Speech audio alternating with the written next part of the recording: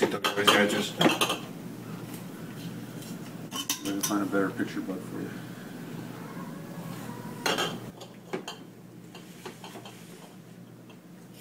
So how long does it take you from the time you grow it and to be able to smoke it for medical purposes?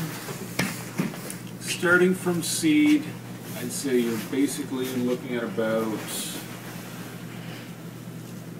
4 to 5 months for an average strain, you know. So that's some will go a lot longer. Some that will take 16 weeks to flower, some will take 8. But on average, about 4 to 5 months seed to finish. so that's a lot of, I guess, effort in order to, and especially for somebody with a severe medical condition. It is. It's a lot of work, and that's why one of the main things that the group does is try and find designated growers for people. So people who are, you know, in better health and willing to do this, of course, strictly for free. That's the #1 rule for us. It has to be of nonprofit.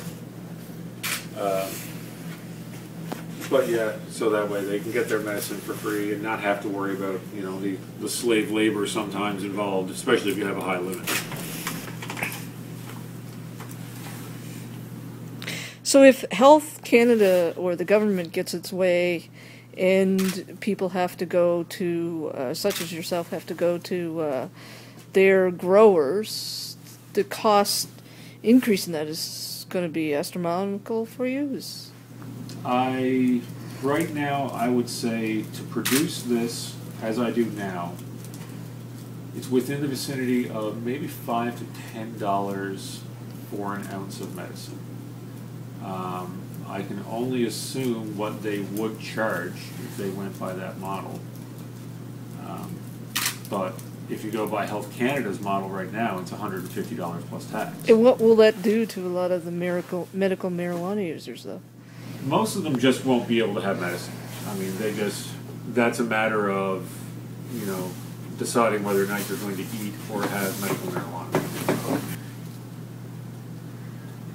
Would people, do you think, buy it illegally if that were the case? Most people, if they are going to grow it, I mean, they're going to, you know, they're just going to turn it. If you can get the license to possess, it's just another form, and you've got the license to grow. So it's not any harder to get the grow license than the possession license. So they just do that. If you're unable to grow and you can't afford it, I mean, I guess, you know, you have to do what you have to do to have your medicine. If that's what you're prescribed and the government won't allow you to have it because they've outpriced the black market, then, I mean, it just, you know, what else are they going to do?